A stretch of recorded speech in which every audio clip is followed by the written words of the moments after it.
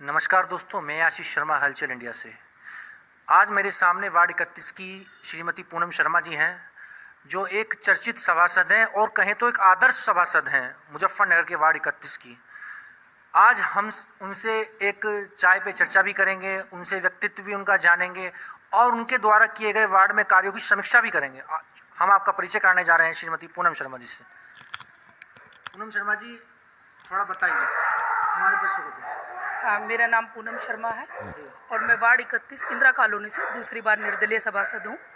पहले ये वार्ड 31 अब वार्ड 31 है और पहले वार्ड 24 था ये, क्योंकि हर बार आपने देखा होगा कि वार्ड बढ़ जाते हैं। पहले 45 वार्ड थे, इस बार 50 हैं, तो थोड़ा जनसंख्या के हिसाब से गणना होती रहती है, तो वार्ड बढ़ते हैं। तो इस बार वार्ड 31 हो गया है, तो मैं यहाँ से दूसरी बार निर्दलीय सभासद हूँ। और एक जिम्मेदारी मुझे राष्ट्रीय स्तर पर मिली हुई है। एक हमारा संगठन है सभासद एसोसिएशंस, उस संगठन में मेरी मेहनत और लगन को देखते हुए उन्होंने मुझे सभासद राष्ट्रीय महामंत्री चुना गया है। और कभी कभी ऐसा होता रहता है कि जगह जगह सभासदों के धरने और नगर पंचायत सभासदों के धरने चलते रहते हैं, उनकी समस्या आती हैं, क्योंकि आप लोगों को पता है हमारा कोई मानदेय नहीं होता है, कोई निधि नहीं होती है, तो समस्याएं हम लोगों के साथ आती रहती हैं। और नगर पालिका में आपने देखा होगा कि चेयरमैन और अधिशासी अधिकारी उनके हिसाब से ही सब काम होते हैं, सभासद तो सिर्फ प्रस्ताव पास करते हैं। जैसे कि यहाँ की जो वार्ड 31 की जो जनता है, उन्होंने आपको एक आदर्श सभासद घोषित कर दिया है आपके कार्य को देखते हुए। और सन 2012 से लेकर सन 2017 तक भी आपकी पहली निधि रही है, जिसमें आपने लगभग 3.5 करोड़ रुपए तक के कार्य इस वार्ड में कराए हैं। तो उस समय आपको किस प्रकार का चेयरमैन साहब का सहयोग मिला? पिछली बार जो कार्य हमने कराए थे, क्योंकि उस टाइम पे श्री पंकज अग्रवाल जी चेयरमैन थे, कांग्रेस के चेयरमैन थे वे। देखो, कांग्रेस के चेयरमैन होते हुए और सपा की सरकार थी उस समय, चितरंजन स्वरूप जी थे, तो फिर भी थोड़ा तालमेल देखो सरकार में हो ही जाता है, नहीं हो पाता है तो, लेकिन फिर भी हमारे पंकज अग्रवाल जी, उनको ये था कि करना है, कैसे भी करना है, किस तरह से करना है, उन्होंने एडजस्ट किया। और साथ में मिलकर हमारे जो चितरंजन स्वरूप जी थे, स्वर्गीय चितरंजन स्वरूप, उनके साथ मिलकर काम किया। और हम लोगों का भी ये रहता था कि हमने कोई भी काम अगर उनको लिख के दे दिया कि हमारे वार्ड में ये काम होना है, तो हमारे वार्ड में वो काम हुआ है। कई सड़कें उस टाइम पे, यहाँ तक कि वो सड़कें भी थी जो ये बोल दिया जाता कि वार्ड 31 गहराई में है, मतलब उसको एक तरह से कहूँ तो बैकवर्ड इलाका बोल दिया जाता था। लेकिन आप ये देखो कि वहाँ पर, जब मैं आपको एक चीज़ बताऊँ, मैं जब पहली बार चुनाव लड़ने के लिए कन्वेंसिंग के लिए जा रही थी, तो वो थोड़ा, मैं वहाँ पे कीचड़ वगैरह थी, मैं कपड़ा उठाकर चली अपने, तो मुझे महिलाओं ने कहा कि आप तो सिर्फ आज आए हो और यहाँ पर हम लोग रहते हैं और सिर्फ वोट के लिए आप लोग आते हो और उसके बाद कोई नहीं आता है यहाँ पे। तो उस समय मैंने वहाँ पर एक कमेंट कर दिया था, मैंने कहा था अगर मैं सभासद बनती हूँ तो सबसे पहले कार्य मैं यहीं से शुरू कराऊंगी। अच्छा मैडम, जैसे कि देखने में आया कि 2017 से 2022 तक की जो आपकी निधि चल रही है और सितंबर में फिर पुनः चुनाव आने वाले हैं, और आपने सन 2017 से 2022 तक में कोरोना काल भी आया, दिन रात लोगों की सेवा की और सभासद, इस समय वर्तमान में क्या कार्य चल रहा है? इस समय अभी देखो, मेरे वार्ड में सबसे मेरी पहली प्राथमिकता यही थी, मैं 10 साल हो जाएंगे अब हमें सभासद बने हुए, तो पिछली बार भी एक हमारे वार्ड में तालाब है, कम से कम 25-26 बीघे का एक तालाब है। और तालाब क्या, उसको कूड़ा घर का नाम दे दिया गया था, मैं आपको बताऊं, क्योंकि सभी वार्डों का, आसपास के वार्ड का भी कूड़ा डलता था और मेरे भी कम से कम 60-70% जो एरिया का कूड़ा है वो वहीं जाता था तालाब में। तो उसमें इतनी गंदगी थी, या आप ये देखो कि डेंगू, अगर पता चला डेंगू हो रहा है तो सबसे पहले मेरे वार्ड से शुरुआत होती थी। यानी कि गंदगी इतनी ज़्यादा थी, बारिश वगैरह होने से इतनी ज़्यादा बदबू भी आती है आसपास, और रहना निकलना मुश्किल हो जाता है बहुत ज़्यादा। तो ये थी, तो मुझे जब दूसरी बार मैं सभासद बनी तो मैंने सिर्फ यही सोचा था, अगर मैं अब की बार सभासद बनूंगी तो मैं फिर प्रयास करूंगी। और आप ये देखो, इतने प्रयास मैंने किए भाई, चेयरमैन साहब को भी कहा, डीएम साहब को भी कई लेटर दिए, बहुत, यानी कि आप ये देखो कि वो 1076 नंबर आता है, उस पर भी कंप्लेंट की, तो कई कंप्लेंट आखिरकार फिर कमिश्नर साहब को सहारनपुर में, अभी कोई मैं 2 माह पहले भी वहाँ पे भी एक एप्लीकेशन देकर आई थी, तो तब जाकर इसका सौंदर्यकरण हमारे तालाब का हो रहा है। अच्छा, जैसे कि देखने में आया है, मुझे पता चला, मैं वार्ड में घूमा, आपके कई लोगों से मैंने जानकर कि आप जिस तरह कोरोना काल में कार्य कर रही थी, लोगों के घर तो आपने कहा कि 16 बार सैनिटाइज किया है, मुजफ्फरनगर का रिकॉर्ड है, किसी सभासद ने आज तक 16 बार सैनिटाइजर नहीं कराया और आपने 16 बार सैनिटाइजर किया है। तो आपको इस निधि में सन 2017 से 2022 तक में पालिका का किस तरह का सहयोग मिला, नगर पालिका मुजफ्फरनगर का? देखो, नगर पालिका से सैनिटाइज़र वगैरह जो मिलते हैं वो तो मिलते ही हैं भाई, आते हैं उन लोगों के लिए, कर्मचारियों के लिए आते हैं। और मच्छरों के लिए भी फॉगिंग वगैरह होती है, सब चीज़ें ये रही हैं। लेकिन हम लोगों को तो कोई किसी तरह का वो नहीं रहता सहयोग कि भाई हम लोगों को नगर पालिका की तरफ से ये मिला है। हमको तो कब कोई ये भी नहीं कह सकता कि ग्लव्स दे दिए हों या एक सैनिटाइजर की शीशी भी अगर हम लोगों को सभासदों के लिए आई हो। हम लोगों को कोई किसी तरह का लाभ नहीं मिला है। लेकिन ये था कि जो कर्मचारी हैं उनको हमने बोल दिया था कि उनकी यूनिफॉर्म भी होनी चाहिए, क्योंकि अधिकतर ऐसा होता था कि किसी घर में अगर कोरोना पॉजिटिव निकल गया है तो उसमें सैनिटाइजर कराने की जिम्मेदारी हो जाती थी। तो आप ये देखो, जान तो सबको प्यारी है, तो जो कर्मचारी वहाँ पर सैनिटाइजर पर्सनली हमारा करने के लिए जाता था तो उसके लिए हमने नगर पालिका में एक बात उठाई थी कि इन लोगों को यूनिफॉर्म, इनका कॉस्ट्यूम जो भी है वो होना चाहिए। यानी आपने अपने व्यक्तिगत स्तर से कार्य किए हैं। हाँ जी। अच्छा, आपके जो जो पतिदेव है श्री मनोज शर्मा जी, जिनकी आप धर्मपत्नी हैं, और वो राष्ट्रीय लोकदल पार्टी से छात्र जीवन से जुड़े रहे हैं, राष्ट्रीय लोकदल में अभी इस समय एक्टिव हैं, तो आप जयंत चौधरी जी को अपना आदर्श मानते हैं राजनीति के क्षेत्र में? जी, राजनीति के क्षेत्र में देखो, सबसे मेन बात होती है, मैं एक महिला हूँ और मैंने एक चीज़ ये देखी भी है कि ज़्यादातर क्या होता है, मेरे हस्बैंड के और मेरे डिसीज़न, भाई कहते हैं जोड़िया ऊपर वाला मिलाता है, गुण मिलाकर भेजता है, लेकिन हमारे विचार बहुत मिलते हैं दोनों के। अगर मुझे ये लग रहा है कि मुझे इससे संबंध नहीं रखने, ये बेकार है कोई आदमी, तो अधिकतर ये होता है कि यही भावनाएं मेरे हस्बैंड की भी होती हैं। हमारी सोच विचार दोनों के एक हैं, तो जाहिर सी बात है अगर वो जयंत चौधरी से जुड़े हुए हैं तो मैं तो उनसे पहले जुड़ी हुई हूँ। अच्छा, आपने महिला सशक्तिकरण के लिए भी काम किया है। सभासद में आने से पहले आपने ब्यूटिशियन, ज्वेलरी के बच्चों को कोर्स कराना, ये सब कुछ करना, ये सब आपकी क्या कहते हैं हो भी रही है। तो अब वर्तमान में आपकी आने वाली क्या प्राथमिकता है, क्या लक्ष्य होगा इस वार्ड की बेटियों के लिए? देखो, आपको मैं बता दूं, मैं महिलाओं के लिए हमेशा तत्पर रहती हूं। मैं ये रहता है कि कोई भी किसी तरह की महिलाओं को किसी तरह की कोई प्रॉब्लम ना हो, क्योंकि अधिकतर मैंने ये देखा कि जेंट्स होते हैं वो लोग अपनी परेशानी बता देते हैं। महिला कुछ ऐसी होती हैं कि परिवार का दबाव कह दो या कुछ भी कह दो कि भाई लाज शर्म का कह दो, कुछ भी है, वो हर किसी को नहीं बता पाती। लेकिन फिर भी मैं उनसे मिलती हूँ तो मैं यही कहती हूँ कि आप अपनी समस्या मुझे बताइए, आपका नाम भी नहीं आएगा किसी तरह का, और मैं कोशिश ये करती हूँ कि मैं उसकी मदद कर दूँ, चाहे वो प्रशासन की हो, चाहे वो नगर पालिका के हमारे किसी काम की हो। और मैं आपको बता दूं, अगर मान लीजिए महिलाओं के लिए कोई भी काम होते हैं, मान लीजिए जूडो कराटे का है, सिलाई केंद्र है, कुछ भी हैं, तो उनमें भी मैं ज़रूर जाती हूँ और जो भी सहयोग कर पाती हूँ करती भी हूँ अपने स्तर से। और अभी नगर पालिका में हमारी एक मीटिंग होने जा रही है, तो उसमें भी मैं ये सोच रही हूँ जूडो का जो कैंप है वो हमारी नगर पालिका के थ्रू कम से कम 2-4 जगह लगाया जाए।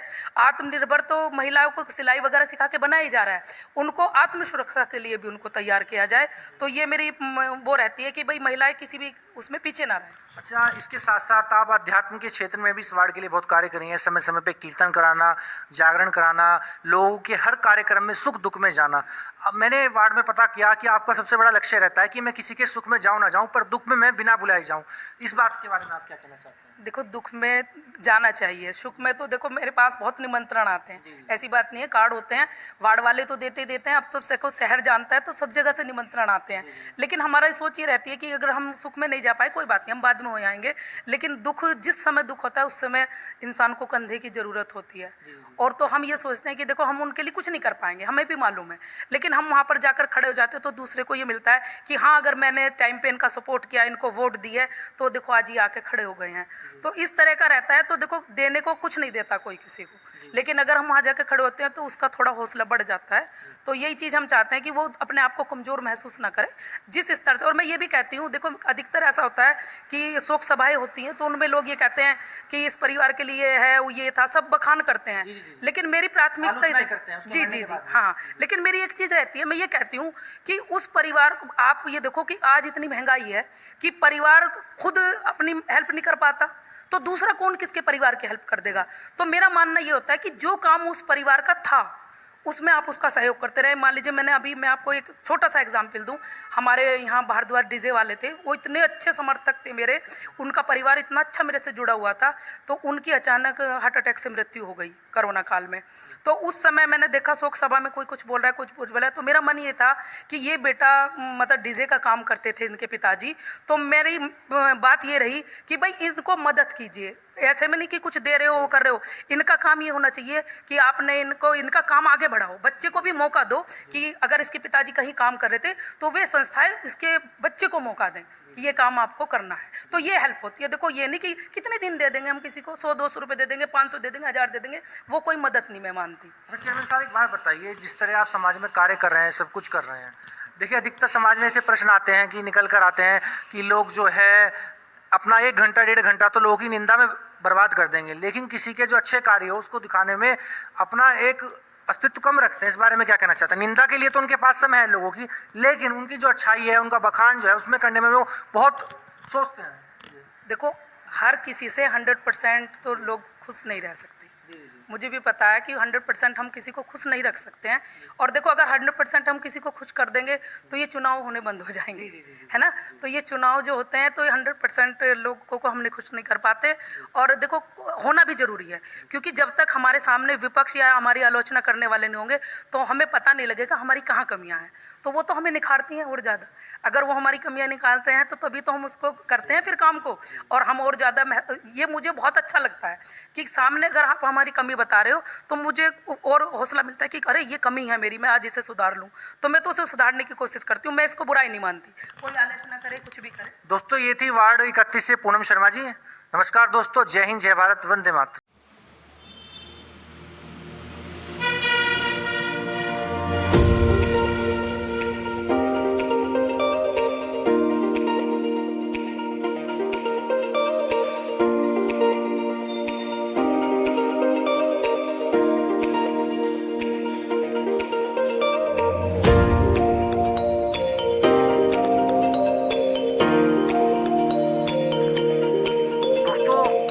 मेरे सामने पूनम शर्मा जी की छोटी बहन रूपाली शर्मा जी हैं, जिन्होंने उनके सानिध्य में रहकर शिक्षा भी ग्रहण की है। और उनका जब वार्ड मेंबरी का चुनाव होता है तो वो सब कुछ छोड़ छाड़ कर अपनी बहन के लिए समर्पित हो जाती हैं। आजकल देखने में आया कि दोस्तों, रिश्तों में कितना बिखराव है, दुख में कोई खड़ा नहीं होता, ना ही सुख में खड़ा होता रिश्तेदार। आप भी देख रहे हैं, सबके यहाँ एक नॉर्मल सी समस्या है, लेकिन एक बहन अपनी बहन के लिए इतनी समर्पित है, ये बहुत ज़्यादा जरूरी है। आज मैं उनसे जानूंगा कि जब किसी भी प्रकार का उनका कोई चुनाव का काम हो या कुछ भी हो तो उस समय वे कितना व्यस्त रहती हैं अपनी बहन के लिए। पूनम शर्मा वार्ड 31 से जो हैं, ये मेरी बड़ी बहन है। मैं इन्हें अपनी माँ समान मानती हूँ। और मैं, मेरे हस्बैंड और मेरे बच्चे, जब भी इलेक्शन होता है हम टाइम से पहले यहाँ पे आ जाते हैं और इनका सहयोग करते हैं। और मैं ये कहना चाहूँगी कि परिवार बिना कुछ नहीं है, अपनों के बिना कुछ नहीं है। अपने साथ होते हैं तो हर मुकाम हासिल कर लिया जाता है।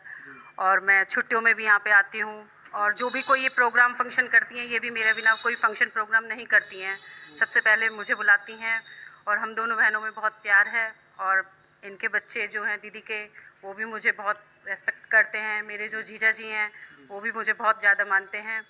और हम, मेरे हस्बैंड, जैसे कि देखने में आया कि जो पूनम शर्मा सभासद है वार्ड 31 की, जो उनके जो घर का जो गेट है सुबह के 6 बजे से लेकर रात के 11 बजे तक खुला रहता है, और दिन रात यहाँ पे आते रहती है, जनता की समस्या सुनती रहती है। पहली बार निधि में आने के बाद दूसरी बार ये सभासद बनी है। आप कैसा गर्व महसूस करती है अपनी बहन के प्रति? मुझे बहुत गर्व महसूस होता है कि हमारे घर कोई आता है और हम उनकी प्रॉब्लम सॉल्व करते हैं। छोटी बड़ी जो भी प्रॉब्लम होती है दीदी जल्दी से सॉल्व करती हैं। और जो भी है, कोई आता है तो उसका कार्य करना पड़ता है। और हम लोग भी तैयार रहते हैं, कोई भी कार्य जो हमसे हो पाता है हम लोग भी वो कार्य। कोरोना काल में पूनम शर्मा जी दिन रात भागती रही। मैं भी खुद देखता रहा, स्वयं वाच करता रहा कि कौन सभासद सबसे ज़्यादा काम कर रहा है। कोरोना काल में इनको एक ऐसा झटका लगा कि इन्होंने ना तो अपने घर में किसी को बताया, ना किसी वार्ड के सदस्य को बताया कि मैं भी कोरोना के झटके में आ चुकी हूँ, और दिन रात काम करती रही, जिससे इस वार्ड की जनता भावुक ना हो जाए। अपने इस बहन के समर्पण के प्रति आप क्या कहना चाहती हैं, जिन्होंने अपना दुख भी किसी को बताना सही नहीं समझा, जिससे मेरे काम पर असर पड़े? तब कोरोना काल था, तब मैं भी यहीं पे थी। और दीदी के मैंने बच्चों को भी नहीं बताया था कि दीदी को इस तरह, दीदी इस बीमारी से जूझ रही हैं। मैंने इनकी मेडिसिन वगैरह, मैं कभी भी ऐसा मैंने नहीं सोचा कि मैं इनके पास जाऊंगी तो मुझे भी ऐसा कुछ हो जाएगा। मैंने कहा दीदी आप कोई नहीं, बच्चों को भी नहीं बताना है, बाहर भी किसी को नहीं बताना है। और मैंने मेडिसिन वगैरह दीदी के साथ रही। मैं कोरोना काल में 5-6 महीने जो भी रहा, मैं 5-6 महीने यहीं पर रही हूँ। और जो जितना मेरे पे हो पाया मैंने दीदी के साथ किया काम, मैंने जो भी हो पाया। दोस्तों, आप देख सकते हैं, एक बेटी जन्म लेकर 2 कुल का नाम रोशन करती है, एक अपने ससुराल का और अपने पियर का, जिसमें दोनों बहनें हैं, पूनम शर्मा और रूपाली शर्मा जी। और पूनम शर्मा जी के जो पति मनोज शर्मा जी हैं, 24 घंटे इस परिवार अपने धर्मपत्नी के साथ है, उनके अच्छे कार्यों में साथ है। दोस्तों, जय हिंद, जय भारत।